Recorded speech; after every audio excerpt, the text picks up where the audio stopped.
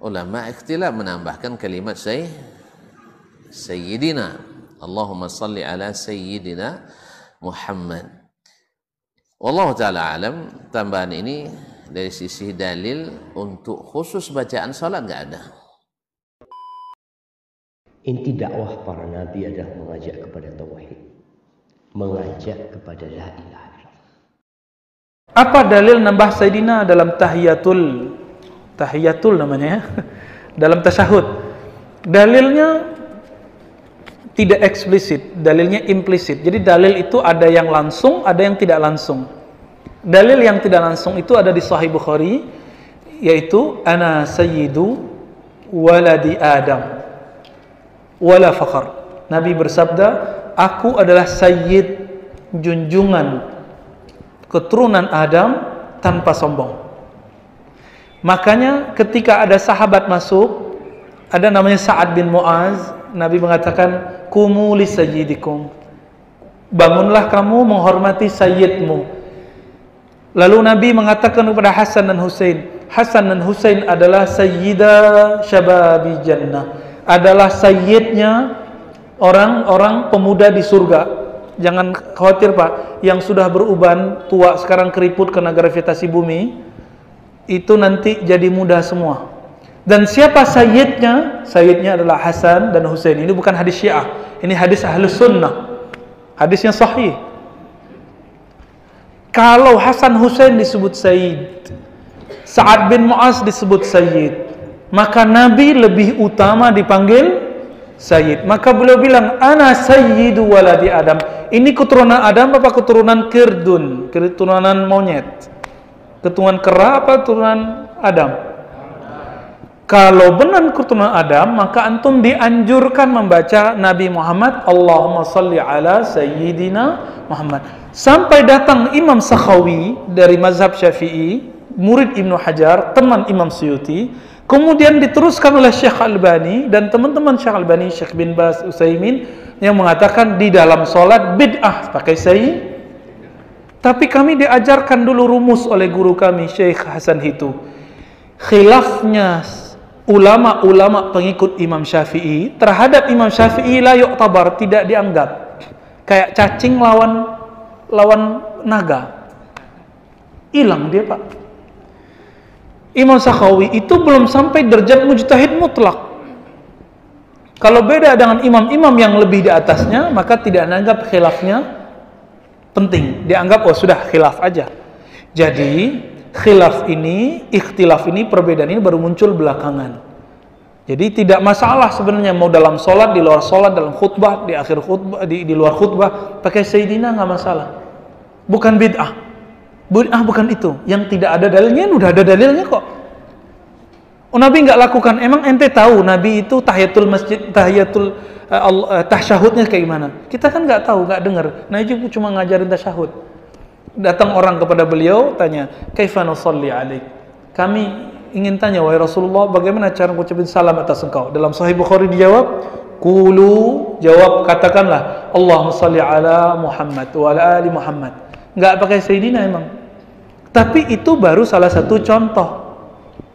Hadisnya beragam. Ya, yang mengatakan wajib pakai Sayyidina ada Imam Taqiyuddin Al-Husni, pengarang kitab Ifatul Akhyar. Tapi kitab itu dikarang sebelum beliau ngomong wajib. Jadi ternyata ulama itu progres Pak, berubah-ubah. Ya, itu bisa terjadi. Jadi nggak masalah. Jadi yang pakai Sayyidina silakan. Yang nggak bisa pakai Sayyidina berarti dia ikut hadis Allahumma sholli ala Muhammad, nggak apa-apa. Jadi yang nggak pakai Sayyidina dapat hadis ittiba Sahih Bukhari. Yang pertama, yang pakai Sayyidina dapat ittiba hadis Bukhari yang kedua, ana sayyidu waladi Adam. Gampang toh? Ya, kita aja yang mempersulit ya.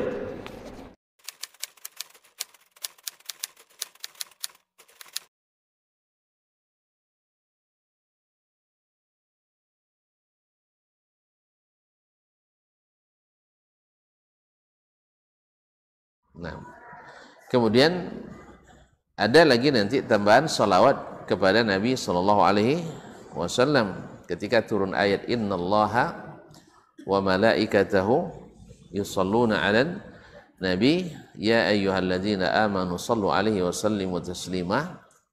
Sahabat bertanya, ya Rasulullah, kami sudah tahu bagaimana kaifa nusallimu 'alaika. Kami tahu bagaimana mengucapkan salam kepadamu. Walakin kaifa nusalli 'alaika. Bagaimana kami bersalawat kepadamu. Maka diajarkan oleh Nabi SAW, qulu Allahumma salli ala Muhammad wa ala ali Muhammad kama sallaita ala Ibrahim wa ala ali Ibrahim innaka Hamidum Majid wa barik ala Muhammad wa ala ali Muhammad kama barakta ala Ibrahim wa ala ali Ibrahim innaka Hamidum Majid. Ini yang diajarkan Nabi SAW. Kemudian sebagian ulama ikhtilaf menambahkan kalimat Sayyidina. Allahumma salli ala Sayyidina Muhammad. Wallahu ta'ala alam. Tambahan ini dari sisi dalil untuk khusus bacaan salat enggak ada. Ya, sepanjang kita ketahui. Kecuali diambil dari dalil yang bukan berkaitan dengan masalah salat. Ana sayyidu waladi Adam wala fakhr. Saya adalah sayyidnya anak Adam.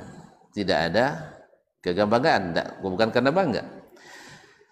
Nah, lalu sebagian ulama mentaklil, menyebutkan ilahnya karena Nabi itu harus dimuliakan dan dia sayyiduna. Kan tidak enak disebut langsung namanya. Ya kita aja nyebut nama ayah, tidak boleh langsung sebut nama ayah. Kan itu ya.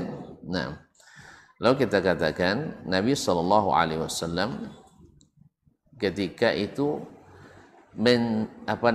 menjelaskan ya apa yang harus dibaca. Berarti umat waktu itu butuh pengajaran Nabi SAW. Andainya membaca Sayyidina itu dibutuhkan, tidak boleh Nabi tidak ajarkan.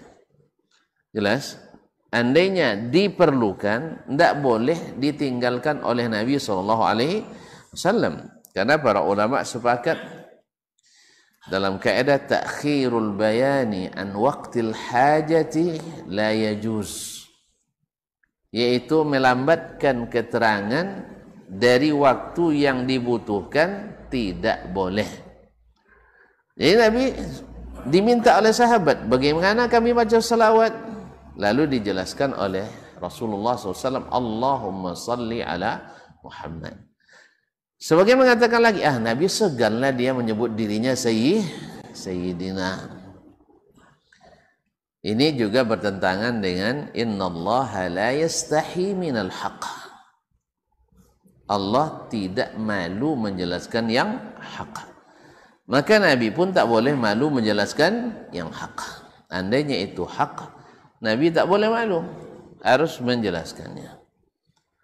Oleh sebab itu maka perkiraan dan perasaan tidak masuk di sini, karena agama itu tidak main perasaan. Sebab kalau main perasaan nanti, kalau kana ad-dinu bil atifah lakana ahlul batili kulluhum 'alal haqq. Kalau main rasa-rasa, ketenggang rasa kan, kalau main pertimbangan perasaan, tidak mungkin kita akan menyesatkan, tidak boleh kita akan menyalahkan satu pun sekalipun batin. Enggak enak tersinggung nanti. Oh ya awak di situ ke, mintu ke di situ kan? Ya nak, tidak mungkin. Tapi karena agama ini tidak dengan bil atifah, tapi dengan bil adillati wal hujaji wal barahin.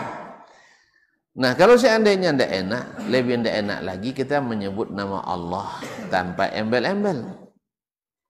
Ya kan? Kalau seandainya gara-gara segan pada Rasulullah, harusnya kita harus lebih segan kepada Allah. Lalu gimana kita manggil Allah? Langsung sebut namanya. Ya Allah, gitu. Kan sebut namanya. Mana yang lebih patut ditakzim, dihormati? Allah daripada Nabi? Allah tabaraka wa ta'ala. Oh enggak, Allah kan enggak sayyid. Bukan, Allah justru sayyid. Nabi yang katakan Allah innallaha huwas sayyid. Dalam hadis riwayat At-Tirmizi, Dan hadisnya sahih. Innallaha huwas sayyid. Allah lah yang sesungguhnya, salah satu nama Allah adalah As-Sayyid. Berarti harusnya kita juga membaca asyhadu alla ilaha illa sayyiduna Allah. Ganjil bunyi masih. Iya. Makanya kalau antum ini anggap ganjil, maka memasukkan sayyidina juga harus dianggap ganjil karena memang tidak diajarkan oleh Rasulullah sallallahu alaihi wasallam. Ini kadanglah jadi ciri khas ahli sunnah. Lalu kalau ahli sunnah selawat mesti pakai sayyidina. Kalau tidak ke sayyidina itu tidak ahli sunnah. Kan bangnya Muhammadiyah deh. Kaum muslimin dan muslimat. Ini lucu kaum muslim. Jadi ciri khas ahli sunnah harus pakai sayyidina. Padahal dalam sunnah tidak ada sayyidina. Menjadi ahli sunnah harus baca sayyidina. Padahal diajarkan dalam sunnah tanpa sayyidina. Ayatnya itu dia. Muhammadiyah belakang sabuin tanpa sayyidina dalam salat kan. Ya pas imam yang lain kan ahli sunnah. Baca dia Allahumma salli ala sayyidina Muhammad. Songojong kayak sangit ni lengan di belakang. Baca dia kawan lah sangit lepas dari itu. Allahumma salli ala Muhammad tanpa sayyidina. Hanya batal solat gara-gara itu. Iya, kaum muslimin dan muslimat dirahmati Allah. Wallahu taala alam. Wallahu taala alam. Tetapi apakah membatalkan salat ini urusan lain dari sisi fikih kan? Ya, mudah-mudahan tidak batal salatnya. Ya, mudah-mudahan tidak batal salatnya.